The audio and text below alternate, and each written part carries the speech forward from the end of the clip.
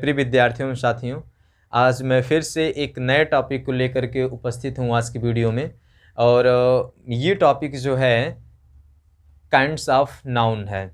और इस टॉपिक को मैं इसलिए लिया हूँ क्योंकि इसके पहले वाले वीडियो में मैंने ग्रामर के बिल्कुल बेसिक से स्टार्ट किया था और मैं कल तक पढ़ाया था पार्ट्स ऑफ स्पीच तक। तो आज का हमारा ये जो वीडियो है पार्ट्स ऑफ स्पीच का ही एक सबसे पहला जो है पार्ट नाउन उसके बारे में है। मतलब काइंड्स ऑफ नाउन के बारे में और काइंड्स ऑफ नाउन के बारे में हम पढ़ेंगे। मतलब संज्ञा क्या होता है और संज्ञा के भेद या संज्ञा के प्रकार कितने होते हैं।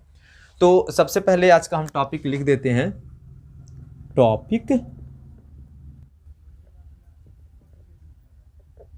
नाउन। इसके बारे में बात करेंगे, फिर हम काइंड्स ऑफ नाउन अर्थात इसके प्रकार के बारे में बात करेंगे। तो सबसे पहले इसके प्रकार को पढ़ने से पहले हमको ये जानना होगा कि नाउन होता क्या है। तो सबसे पहले नाउन को समझने के लिए इसका डेफिनेशन लिखते हैं, उसके बाद बाकायदे इसे समझाने की कोशिश करूंगा आपको। पहले इसका डेफिनेशन लिखते हैं।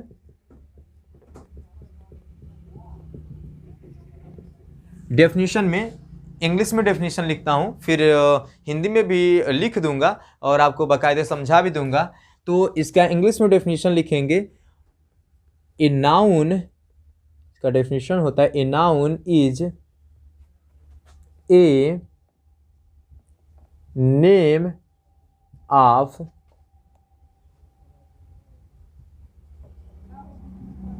पर्सन, प्लेस, थिंग,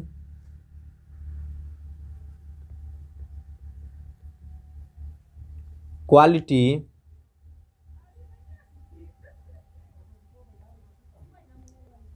कंडीशन,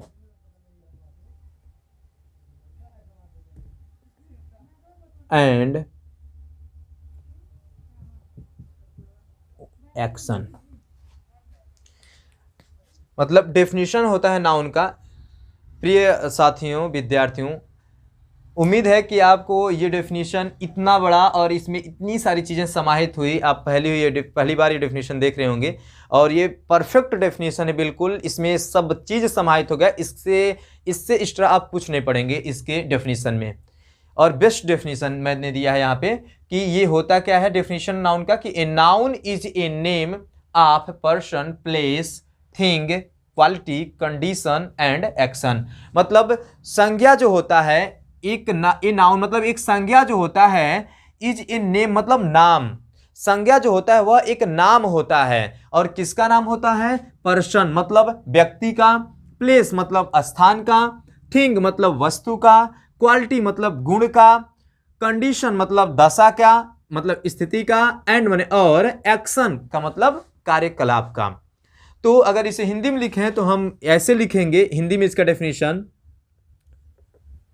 किसी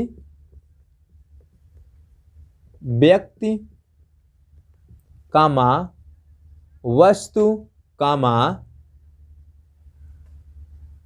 स्थान, क्षमा कीजिएगा व्यक्ति के बाद हमने प्लेस लिखा लेकिन वस्तु लिखा है, और तब मैंने स्थान लिख दिया, तब मैंने यहाँ पर स्थान यहाँ कर दिया कि यहाँ होना चाहिए। आप इसे समझ लीजिएगा, पर्सन व्यक्ति, प्लेस स्थान, थिंग वस्तु, क्वालिटी गुण, कंडीशन दशा या स्थिति,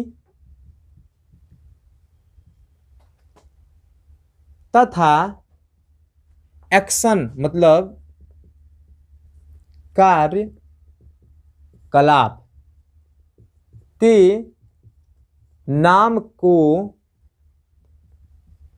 नाउन अर्थात संज्ञा कहते हैं।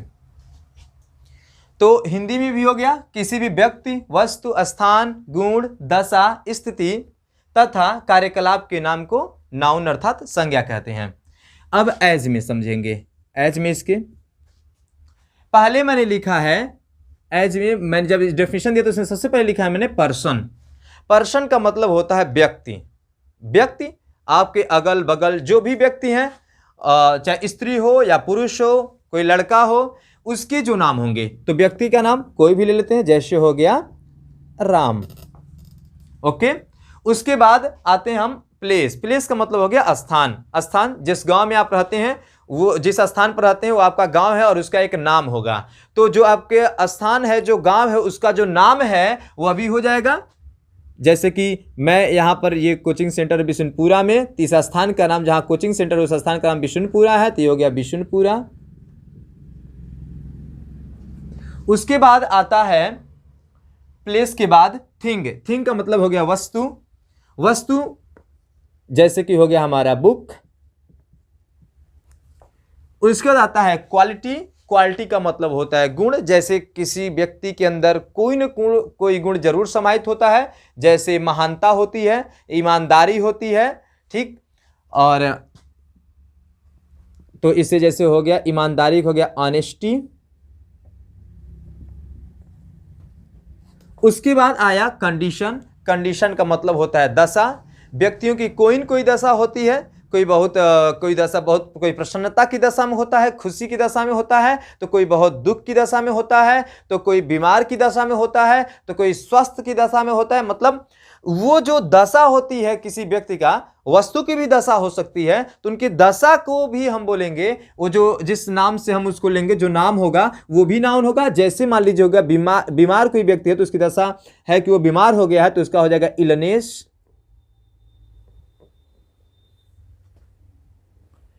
उसके बाद आती है बात एक्शन। एक्शन का मतलब होता है कोई कार्यकलाप। कार्यकलाप जैसे कि हो गया आपका मूवमेंट। Movement, MOVEMENT। मूवमेंट का मतलब होता है गति। तो इस प्रकार से ये जो हो गए, इसके डेफिनेशन हो गए। हर एक जिनका नाम के बारे में मैंने बात किया, उनके बारे में मैंने यहाँ डेफिनेशन भी लिखा। उम्मीद है आपको समझ में आ चुका होगा। और ये हो गया एटसेट्रा, मतलब ऐसे ही बहुत सारे हो सकते हैं, अनगिनत, अनकाउंटेबल। अभी अनकाउंटेबल की भी बात करेंगे इसमें। तो ये हो गया नाउन के बारे में कि नाउन क्या होता है, उसके आप इसे समझे भी होंगे। अब हम बात करेंगे काइंड्स ऑफ नाउन। दोस्तों, मैंने सबसे पहले नाउन के बारे में बताया इसलिए क्योंकि हमें काइंड्स ऑफ नाउन के पढ़ने से पहले हमको नाउन के बारे में जानना आवश्यक है। क्योंकि जब हम नाउन को जान जाएंगे, तो हम जब काइंड्स ऑफ नाउन पढ़ेंगे, तो जहां जहां नाउन की बात आएगी उसे हम बाकायदे पहले जब समझते रहेंगे, तो आसानी से वो चीज़ें हमको समझ में आएंगी। जब नाउन हम समझ चुके रहेंगे तो अब बात करेंगे काइंड्स ऑफ नाउन। तो काइंड्स ऑफ नाउन जो होते हैं, वैसे अधिकतर ज़्यादातर करके आपको सुनने के लिए मिला होगा कि नाउन जो होते हैं ये 5 प्रकार के होते हैं। लेकिन अगर हम एक तरह से और वर्गीकरण करें इसका, अगर गिनती के आधार पे हम इस नाउन का वर्गीकरण करें, तो ये जो होता है 2 प्रकार का होता है। चाहे आप ऐसे कह सकते हैं नाउन के 2 पुत्र होते हैं। कैसे? काउंटिंग करने के हिसाब से। कैसे? काउंटिंग करने के हिसाब से। तो पहला जो होता है हमारा और जो दूसरा होता है, जैसे पहला जो होता है वह होता है countable noun, COUNTABLE, countable noun, जिसे बोला जाता है काउंटेबल नाउन। इसको हम हिंदी में बोल देंगे गणनीय, गणनीय संज्ञा। उसके बाद आता है दूसरा अनकाउंटेबल नाउन।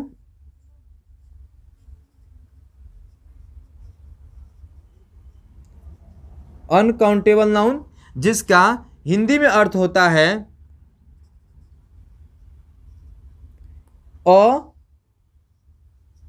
अगणनीय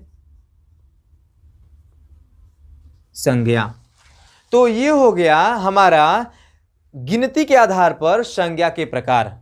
तो प्रिय विद्यार्थियों, आपने समझा कि गिनती के आधार पर संज्ञा जो होते हैं 2 प्रकार के होते हैं गणना करने के आधार पर। एक होता है काउंटेबल नाउन, दूसरा होता है अनकाउंटेबल नाउन। काउंटेबल नाउन का मतलब जिसको हम गणना कर सकते हैं, अर्थात जिसको हम गिन सकते हैं, और दूसरा जो होता है अनकाउंटेबल नाउन, मतलब जिसकी हम गणना नहीं कर सकते, जिसकी हम गिनती नहीं कर सकते। अब जो मैंने पहले बताया था कि नाउन 5 प्रकार के होते हैं, अब उन पांचों को हम इन्हीं दोनों में हम डिवाइड कर देंगे। अब उन पांचों में से काउंटेबल कौन होगा और उन्हीं पांचों में से अनकाउंटेबल कौन होगा, वह दोनों आप समझेंगे। तो काउंटेबल नाउन के अंतर्गत उन पांचों में से 3 आते हैं। कौन कौन? सबसे पहला होता है प्रॉपर नाउन, जिसे हिंदी में बोलते हैं व्यक्तिवाचक संज्ञा।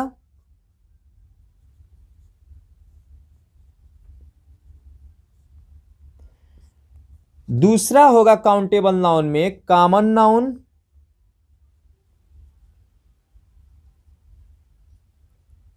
जिसे बोलते हैं जातिवाचक संज्ञा।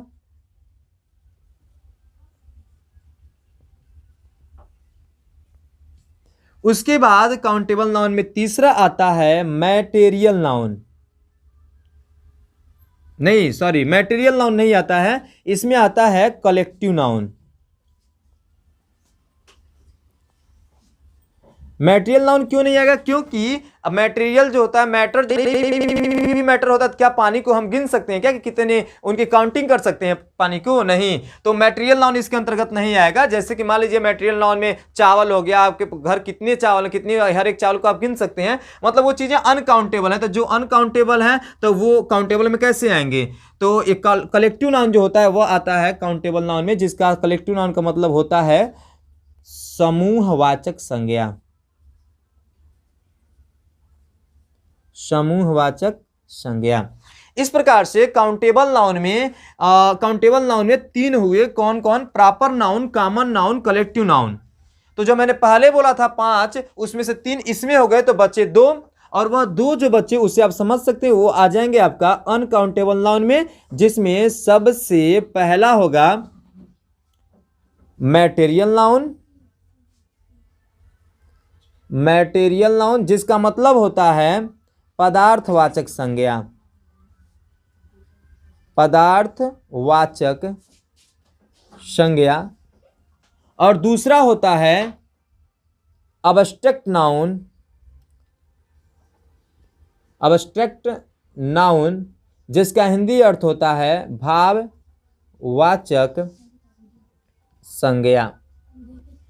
तो प्रिय विद्यार्थियों एवं साथियों, आपने काइंड्स ऑफ नाउन के स्ट्रक्चर को यहां पर देखा कि काइंड्स ऑफ नाउन जो होते हैं वैसे 5 होते हैं, लेकिन अगर हम उनको गणना करने के आधार पर देखें तो काइंड्स ऑफ नाउन जो होते हैं ये 2 होते हैं। काउंटेबल नाउन मतलब गणनीय संख्या, मतलब जिस संख्या को हम गिन सकते हैं। दूसरा अनकाउंटेबल नाउन अगणनीय संख्या, मतलब जिस संख्या को हम गिन नहीं सकते हैं। इसके बाद उन पांचों को इन्हीं दोनों के पास बांट दिया गया है। उन पांचों में से 3 जो होते हैं वो गणनीय संज्ञा के अंतर्गत आते हैं और 2 जो होते हैं अगणनीय संज्ञा के अंतर्गत आते हैं। मतलब अब हम देखेंगे काउंटेबल नाउन अर्थात गणनीय संज्ञा के अंतर्गत कौन कौन से नाउन आएंगे। उन पांचों में से 3 उसकी बात करते हैं। तो पहला प्रॉपर नाउन है, दूसरा कॉमन नाउन है, तीसरा कलेक्टिव नाउन है। ये हो गए 3 काउंटेबल नाउन के साथ। बाकी 2 बचे मैटेरियल नाउन और अब्स्ट्रैक्ट नाउन, ये हो जाएंगे अनकाउंटेबल नाउन के साथ। इस प्रकार से अगर देखा जाए मोटा भाषा में तो काइंड्स ऑफ नाउन जो होते हैं ये 5 होते हैं। और गणना के आधार पर कोई पूछे कि कितने होते हैं, कोई कहता है गणना के आधार पर कितने होते हैं, तो गणना के आधार पर जो नाउन जो होते हैं ये 2 होते हैं। तो प्रिय विद्यार्थियों एवं साथियों, आज का हमारा ये वीडियो जो है यहीं तक रहेगा। ऐसा इसलिए क्योंकि समय का अभाव है। इसके बाद अभी बच्चे आ जाएंगे और फिर उनको पढ़ाना, हमें क्लास लेना है दूसरा, तो इसलिए हम वीडियो को यहीं पर समाप्त करते हैं। और हमारे नेक्स्ट वीडियो में इसमें हर एक नाउन के बारे में, जितना भी मैंने लिखा है हर एक नाउन के बारे में बाकायदे पूरा विस्तृत रूप से उसका डिस्क्राइब किया जाएगा, वर्णन किया जाएगा, समझाया जाएगा। आशा और उम्मीद रखता हूं कि आप हमारे अगले वीडियो में यूं ही बने रहेंगे इसी प्रकार से। और एक रिक्वेस्ट करता हूं लास्ट में, अगर हमारी वीडियो आपको पसंद आई हो तो कृपया हमारे वीडियो को लाइक कीजिएगा, कमेंट कीजिएगा, दूसरे दोस्तों के साथ, विद्यार्थियों के साथ शेयर कीजिएगा और हमारे चैनल को सब्सक्राइब करना मत भूलिएगा। बहुत बहुत धन्यवाद हमारे साथ बने रहने के लिए। जय हिंद, जय भारत।